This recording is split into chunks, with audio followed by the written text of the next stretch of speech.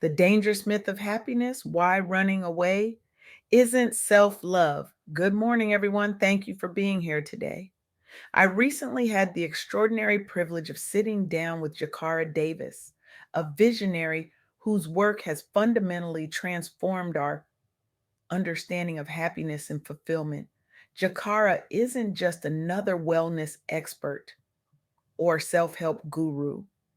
She's a revolutionary thinker who has courageously challenged our most deeply held assumptions about what it means to thrive in today's world.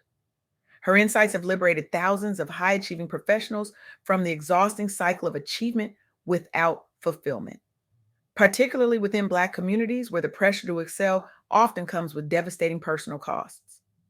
What struck me most about my conversation with Yakara was her ability to articulate something many of us feel but can't quite name, that our modern pursuit of happiness might actually be making us profoundly miserable. And today I want to share these potentially life changing insights with you. Let me ask you something. How many of you have ever walked away from a difficult relationship, job, or project in the name of protecting your peace? How many have told yourself that choosing yourself means removing yourself from discomfort? If you're nodding right now, you're not alone. We live in a culture that has commodified self care into something that often resembles self isolation. We've convinced ourselves that happiness is something we achieve by removing obstacles, eliminating friction, and curating perfectly comfortable lives. But what if this entire approach is backward? What if, in our relentless pursuit of happiness, we've been running in exactly the wrong direction? This is the counterintuitive truth that Jacara Davis illuminated in our conversation. Our modern obsession with happiness as something external, something we chase through relationships, career milestones, or material achievements, might be precisely what's keeping us from experiencing genuine fulfillment. In today's culture of self preservation, it's become almost reflexive to walk away from discomfort at the first sign of trouble. We convince ourselves this is self love. We call it setting boundaries or protecting our energy. And sometimes it absolutely is.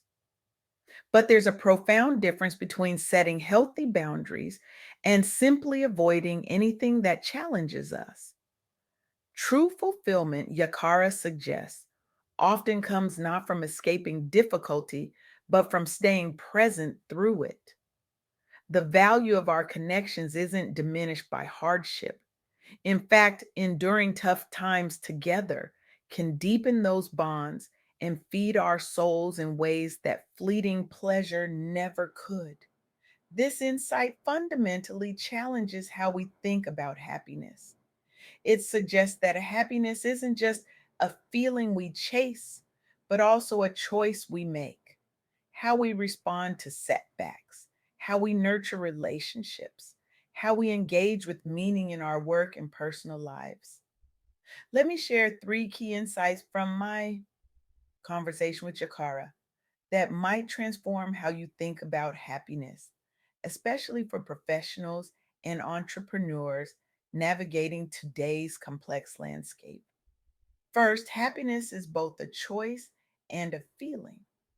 While happiness certainly includes genuine emotional states like joy or contentment, it also involves intentional choices. It's about how we respond when things don't go as planned, how we nurture our relationships through difficulties, and how we engage with meaning in our work or personal lives. Second, enduring discomfort can lead to deeper fulfillment. Instead of abandoning relationships or projects when things get difficult in the name of self care, embracing those challenges can lead not only to stronger connections, but also more meaningful professional growth. And third, Meaningful relationships are central to lasting happiness. Research consistently shows that people who invest in strong moral values and community ties report higher levels of sustained happiness. Why? Because these bonds provide lasting support through both good times and bad. Now, these might sound like abstract principles, but they're playing out in remarkable ways in communities across the country. Let me share some powerful examples that illustrate this counterintuitive approach to happiness. Consider Dr. Joy Harden Bradford, founder of Therapy for Black Girls. As a licensed psychologist, Dr. Bradford noticed something troubling. Many Black women felt isolated when facing mental health struggles due to stigma within their communities. Even as they were choosing themselves, they were struggling alone with anxiety or depression. And this isolation was breeding unhappiness. Instead of encouraging withdrawal from uncomfortable conversations, Dr. Bradford created safe spaces, podcasts, forums where vulnerability was encouraged rather than avoided. This directly challenged the idea that protecting oneself means withdrawing from discomfort. The result? The community flourished. Thousands found solidarity by sharing their stories instead of hiding them. Therapy for Black girls became one of the most influential wellness platforms for Black women nationwide, shifting cultural narratives around mental health care within the Black community, from avoidance toward collective healing through connection. This perfectly illustrates how embracing vulnerability rather than fleeing discomfort leads not just to individual well being but to stronger communal ties. Or consider Morgan DeBon, who launched Blavity Inc., now a leading media company serving Black millennials. Early on, she faced skepticism about her vision both inside and outside her network.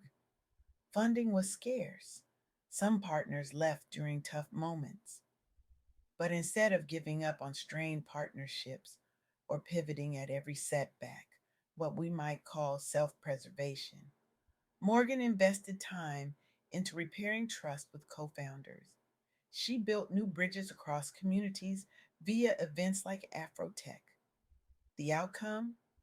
Blavity grew into an ecosystem connecting millions globally, not just surviving adversity, but thriving because its leaders chose depth over ease in relationships.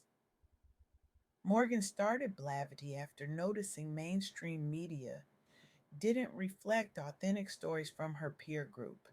She built grassroots support despite industry obstacles by prioritizing collaboration over competition, even when conflict arose internally. Today, Blavity has multiple successful brands under its umbrella, including Afrotech Summit in 2190. It has redefined what sustainable success looks like for young entrepreneurs, centering connection as much as innovation. This example demonstrates that choosing perseverance over avoidance creates not just business resilience, but deeper satisfaction among team members. A third powerful example comes from Tricia Hersey, founder of the NAP ministry, who advocates rest specifically as resistance against grind culture targeting marginalized communities, including high achieving professionals prone to burnout while chasing external definitions of success and happiness. Hersey initially faced criticism even within activist circles. Rest isn't productive, they said. Meanwhile, many followers struggled internally with guilt around slowing down amid adversity rather than pushing harder alone, choosing peace versus enduring together. Hersey's brilliant response was to reframe rest not just as escape, but as radical self and community care, a way forward through difficulty rather than away from it. She fostered dialogue about collective healing practices rooted in historical resilience traditions among African Americans. The impact is profound. Thousands began practicing communal rest rituals online and offline. Conversation shifted nationally toward valuing restoration alongside ambition. Her national speaking tours, books, and media features have transformed wellness discourse, inspiring organizations across sectors, including tech startups, to rethink what real well being looks like beyond surface level positivity. This speaks directly to both cultural and professional realities. The choice isn't between running away versus grinding harder, but finding wholeness through honest engagement with struggle and restoration together. What these examples reveal is something profound about the nature of happiness. They suggest that our current cultural script about happiness, that it comes from removing ourselves from difficulty, might be fundamentally flawed. The truth appears to be far more nuanced.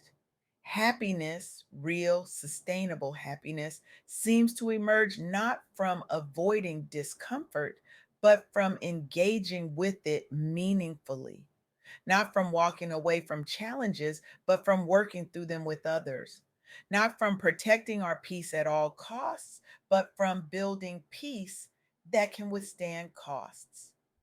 This is especially relevant for those in the soft girl era, a concept that isn't about weakness, but about reclaiming a different kind of strength. It's about high achieving Black women who have spent years in survival mode, leading teams, raising families, holding down households, carrying communities, and who are now exhausted. They're ready to shift from constantly grinding to finally grounding in joy, peace, softness, and self prioritization. But here's the critical distinction Jacara helped me understand. Embracing your soft girl era isn't about running away from difficulty. It's not about avoiding all discomfort or cutting off every relationship that requires work. It's about being present differently, with boundaries, yes, but also with courage to stay engaged when it matters. True softness isn't weakness, it's a radical act of self love that includes the strength to remain connected even when it's hard. It's about dropping the superwoman cape not by isolating yourself, but by allowing yourself to be supported through challenges. I want to leave you with this provocative thought. What if the greatest act of self love isn't walking away, but walking through? What if true happiness isn't found in the absence of difficulty, but in the courage to face it with others? What if the path to peace isn't paved with perfect comfort, but with meaningful connection? Today, I challenge you to question the cultural narrative that says happiness comes from removing all friction from your life. I challenge you to consider what relationship, what project, what community might deepen and flourish if you chose to stay present through difficulty rather than running from it. This isn't about enduring abuse or remaining in toxic situations. It's about distinguishing between healthy boundaries and unhealthy avoidance. It's about recognizing when protecting your peace might actually be preventing your growth. The revolution of happiness isn't in finding perfect comfort, it's in building the capacity to find meaning, even in discomfort. It's not in avoiding all storms, but in learning to dance in the rain together. So, tomorrow, when you face that difficult conversation, that challenging project, that strained relationship, ask yourself, am I running away because I must or because it's easier? Am I protecting my peace or preventing my growth? Your answer might just transform not only your own happiness, but the happiness of everyone you touch. Thank you.